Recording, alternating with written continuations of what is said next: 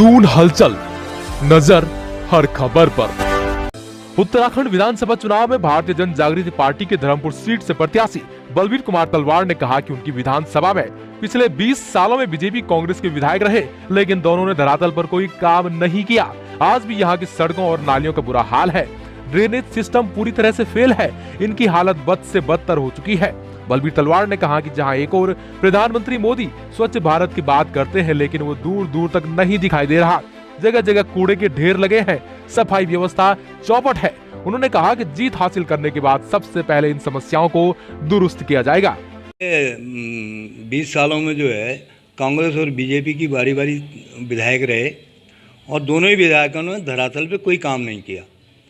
आज अगर आप घूम के देखेंगे ना, जब आप विधानसभा क्षेत्र में घूमेंगे तब आपको पता लगेगा कि इस क्षेत्र में कितनी सड़कें टूटी हुई हैं, कितनी नालियां टूटी हुई हैं, कहीं ड्रेनेज का कोई हिसाब नहीं है। लोग बहुत परेशान हैं। सफाई के नाम पे ज़ीरो हो रखा है। मोदी जी तो करते हैं स्वच्छ भारत की बात, लेकिन क्षेत्र में घूम के तो नहीं लगता कि कहीं स्वच्छ भारत की योजना चल रही है या कहीं स्वच्छ भारत का कोई सपना दिख रहा हो। इस सपने को हम साकार करेंगे।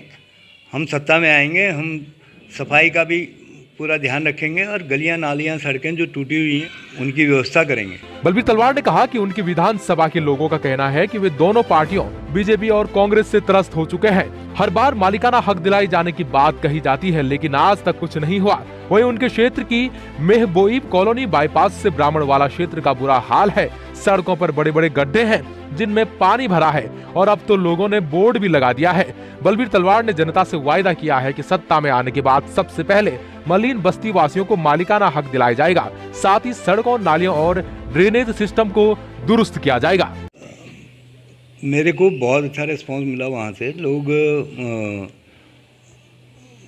कांग्रेस और बीजेपी से इतने त्रस्त हो चुके हैं कि उनका कहना है कि पिछले 4 बार की विधायकी के बाद भी हर बार दोनों पार्टियों ने बारी बारी हमसे वादा किया कि हम आपको मालिकाना हक देंगे, लेकिन आज तक दोनों पार्टियों में से किसी भी पार्टी ने उनको मालिकाना हक नहीं दिया।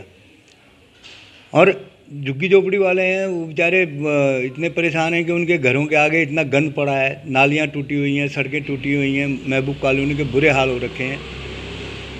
वहाँ से गुजरते हुए मैं जब हरिद्वार बाईपास से बावन वाले के लिए अंदर आया तो वहाँ तो गजब ही हो गया। सड़कों में जो है 1-1 फुट के गड्ढे हो रखे हैं, पानी भर रखा है। बल्कि लोगों ने तो वहाँ पे एक बैनर लगा दिया है, रोड नहीं तो वोट नहीं। तो आप हिसाब लगा लीजिए कि पिछले विधायकों ने क्या काम किए हैं यहाँ पे। हमारा वादा है उन लोगों से कि हम अगर सत्ता में आते हैं तो सबसे पहले हम उनको मालिकाना हक दिलाएंगे, फिर उनकी गलियों और नालियों और सड़कों का जो है पूरी व्यवस्था करेंगे। जैसा 5 कॉलोनियों में सफाई मिलती है उससे बेहतर सफाई हम उन लोगों को देंगे।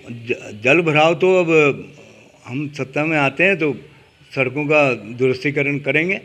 जहाँ सीवरेज की ज़रूरत होगी वहाँ सीवरेज का करेंगे, जहाँ ड्रेनेज की ज़रूरत होगी वहाँ ड्रेनेज का काम करेंगे।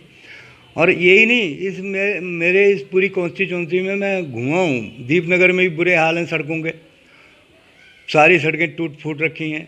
आप इसमें बंजारा वाले में देखिए, बंजारा वाले की सारी गलियां ऐसी आधी अधूरी पड़ी हैं, कहीं कोई सड़क निर्माण नहीं है, कोई गलियों में काम नहीं है, लोग परेशान हैं, गंदगी के ढेर लगे हैं जगह जगह। तीसरा विकल्प बनेगी पार्टी।